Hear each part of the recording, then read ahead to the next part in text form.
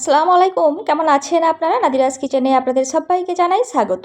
আজকে বানাবো একেবারে বিয়েবাড়ির স্টাইলে নিরামিষ ভেজিটেবিল চপ। এই রমজান মাসে একবার ভেজিটেবিল চপ বানিয়ে কিভাবে মাস জুড়ে সংরক্ষণ করে রাখতে পারবেন সেই পদ্ধতিটাও দেখিয়েছি। আশা করছি আপনাদের খুবই ভালো লাগবে।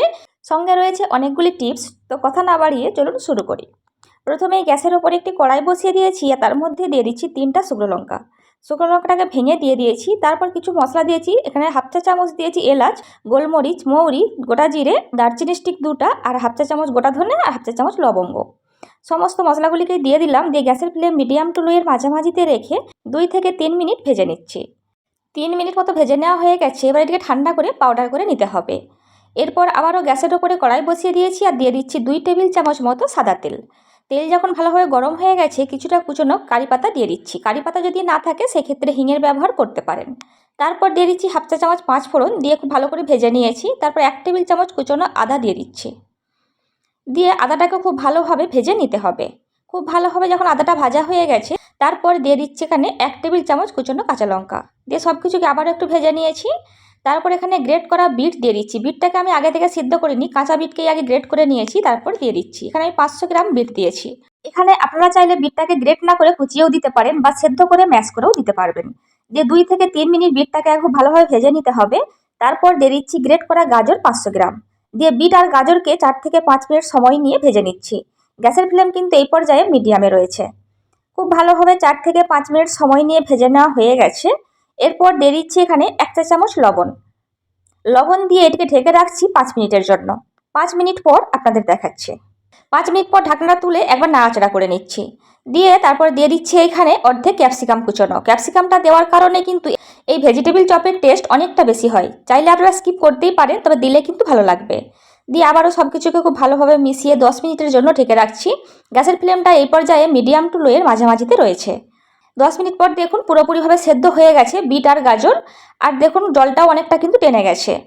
এই পর্যায়ে দিয়ে দিচ্ছি সেদ্ধ করে ম্যাশ করে রাখা আলু। এখানে আমি 2টো আলুকে আগে থেকে সেদ্ধ করে ম্যাশ করে রেখেছিলাম, সেটিকে দিয়ে দিচ্ছি।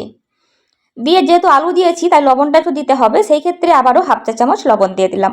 দিয়ে আবারও সব কিছুকে খুব ভালোভাবে মিশিয়ে নিচ্ছি। আলুর সাথে যখন সবজিটা খুব ভালোভাবে মিশে গেছে তারপর যে ভাজা মশলাটা তৈরি করে রেখেছিলাম সেখান থেকে 3 চা চামচ দিয়ে দিচ্ছি। এই মশলাটা দেওয়ার কারণেই কিন্তু এই ভেজিটেবিল চপের টেস্ট অনেকটা বেড়ে যাবে। অবশ্যই কিন্তু এই মশলাটা আপনাদের দিতে হবে।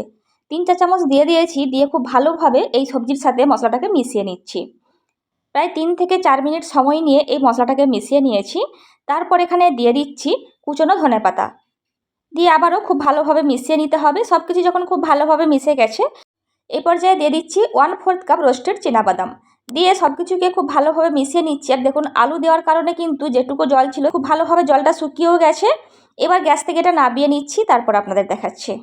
ভেজিটেবিল চপের পুরটাকে আমি একটা থালার মধ্যে নিয়ে নিচ্ছি। দিয়ে খুব ভালোভাবে ঠান্ডা করে নিতে হবে। তারপর কিন্তু এটা আমি ভেজিটেবিলের শেপ দিতে পারবো। ওদিকে একটা বাটি নিয়ে নিয়েছি আর তার মধ্যে দিয়ে দিচ্ছি 3 টেবিল চামচ ময়দা আর 1 টেবিল চামচ চালের গুঁড়ো আর হাফ কাপ জল দিয়ে দিচ্ছি। দিয়ে একটা মিডিয়াম ঘনত্বের ব্যাটার তৈরি করে নিচ্ছি। আপনারা চাইলে এই ব্যাটারটার পরিবর্তে 2টা ডিমকেও ফাটিয়ে নিতে পারেন, তার মধ্যেও কিন্তু এই ভেজিটেবিল চপগুলো ডুবিয়ে নিতে পারবেন। ব্যাটাটা দেখে বুঝতেই পারছেন যে একটা মিডিয়াম ঘনত্বের হয়েছে। এরপর অন্য একটা প্লেটের মধ্যে আমি 3 টেবিল চামচ ময়দা নিয়ে নিচ্ছি। এই ময়দাটাকে আমি এভাবে শুকনোই রেখে দেবো। আর একটা প্লেটের মধ্যে নিয়েছি কিছুটা ব্রেড ক্রামস। ব্রেড ক্রামস যদি না থাকে আপনারা টোস্ট বিস্কুটকেও গুঁড়ো করে নিতে পারবেন। অন্যদিকে ভেজিটেবিল চপের শেপটা দিয়ে দিচ্ছি। আর দেখুন আমি প্রথমে একটা বড় সাইজ করে বানাচ্ছি আর একটা মিডিয়াম সাইজ করে বানিয়ে দেখিয়ে দেবো। আজকের রেসিপিটা আপনারা যদি ইউটিউব থেকে দেখে থাকেন তাহলে অবশ্যই আমার চ্যানেলটিকে সাবস্ক্রাইব করতে পারেন। আর ফেসবুক থেকে দেখে থাকলে আমার পেজটিকে ফলো করতে পারেন। সম্ভব হলে আত্মীয় পরিজনদের মধ্যে আমার রেসিপিগুলি শেয়ার করতে পারেন। এই রেসিপি সংক্রান্ত কোনো কোয়ারিজ থাকলে আমাকে অবশ্যই কমেন্ট করে জানাবেন, আমি অবশ্যই আপনাদের রিপ্লাই করব। আর দেখুন একটা বড় সাইজের ভেজিটেবিল চপের শেপ দেওয়া হয়ে গেছে। এবার মিডিয়াম সাইজ করে একটা শেপ দিয়ে আপনাদের দেখিয়ে দিচ্ছি। যেটা আপনাদের পছন্দ হবে আপনারা সেভাবেই বানিয়ে নিতে পারবেন। দেখুন একটা মিডিয়াম সাইজ করেও বানিয়ে নিয়েছি। এইভাবে সবগুলোকে বানিয়ে নিয়েছি। এরপর যে কাজটি করতে হবে, আমি এখানে দেখুন একদিকে নিয়েছি ময়দার ব্যাটার, একদিকে নিয়েছি শুকনো ময়দা। শুকনো ময়দার মধ্যে প্রথমে গড়িয়ে নিচ্ছি, তারপর ময়দার ব্যাটারের মধ্যে কোট করে নিচ্ছি। তারপরে আবার ব্রেড ক্রামসের মধ্যে কোট করে নিতে হবে। আমি এখানে সিঙ্গেল কোট করছি, আপনারা চাইলে ডবল কোটও করে নিতে পারেন। আমি যেহেতু ব্রেড ক্রামসটা একটু মোটা নিয়েছি সেই জন্য সিঙ্গেল কোট করলেই যথেষ্ট। দেখুন একটা কিন্তু ভেজিটেবিল চপ রেডি হয়ে গেছে। আবারও একটা বানিয়ে আপনাদের দেখিয়ে দিচ্ছি। আপনারা যদি আমার ফেসবুক পেজ বা ইনস্টাগ্রামে যোগ দিতে চান আমি ডেসক্রিপশনে লিঙ্কটা দিয়ে রাখবো, আপনারা চাইলে অবশ্যই দেখে নিতে পারেন। এই রমজান স্পেশাল আর কী রেসিপি আপনারা দেখতে চান আমাকে অবশ্যই কমেন্ট করে জানাবেন। আমি অবশ্যই চেষ্টা করব আপনাদের বানিয়ে দেখানোর। আজকের রেসিপি আপনাদের কেমন লেগেছে আমাকে সেটাও কমেন্ট করে জানাবেন। ভালো লাগলে অবশ্যই একটা লাইক দেবেন। প্রত্যেকটা ভেজিটেবিল চপ আমার রেডি হয়ে গেছে। এবার যেগুলি ডিপ ফ্রিজে সংরক্ষণ করে রাখবো সেটা আপনাদের দেখিয়ে দিচ্ছি। প্রথমে একটা পাত্রের মধ্যে আমি একটার সঙ্গে একটা দূরত্ব রেখে ভেজিটেবিল চপগুলিকে সাজিয়ে নিয়েছি। তারপর 6 ঘন্টার জন্য ডিপ ফ্রিজে রাখছি। 6 ঘন্টা পর আপনাদের দেখাচ্ছি। 6 ঘন্টা পর ফ্রিজ থেকে নিয়ে চলে এসেছি। আর দেখুন অনেকটা শক্তও হয়ে গেছে। আর দেখুন তুলতে বেশ অসুবিধেই হচ্ছে। ঠিক এরকম শক্ত করে নিতে হবে। এরপর যে কোনো এয়ারটাইট বক্স বা জিপলক ব্যাগের মধ্যে ভরে নিতে পারেন। তারপর সেটিকে মাস জুড়ে সংরক্ষণ করে রাখতে পারেন। অবশ্যই কিন্তু ডিপ ফ্রিজেই রাখতে হবে। আর ভেজে নেওয়ার ঠিক আধা ঘন্টা আগে বের করে নেবেন। তারপর সেটিকে ভেজে নিতে পারবেন।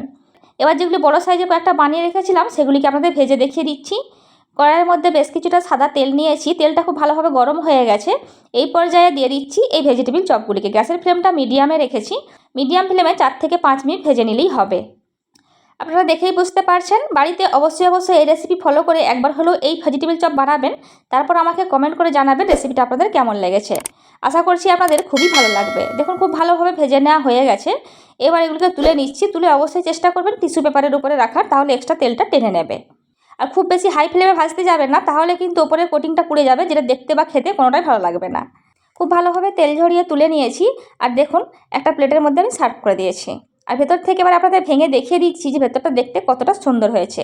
আর এত সুন্দর একটা গন্ধ আসছিল যেটা একবার না বানালে বুঝতে পারবেন না।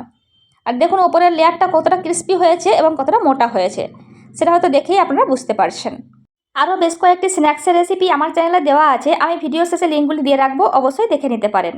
ভিডিওটা এখানেই শেষ করছি। ভালো থাকবেন সবাই, আমাদের দোয়া করবেন, আমার রেসিপিগুলি দেখবেন। খোদা হাফেজ।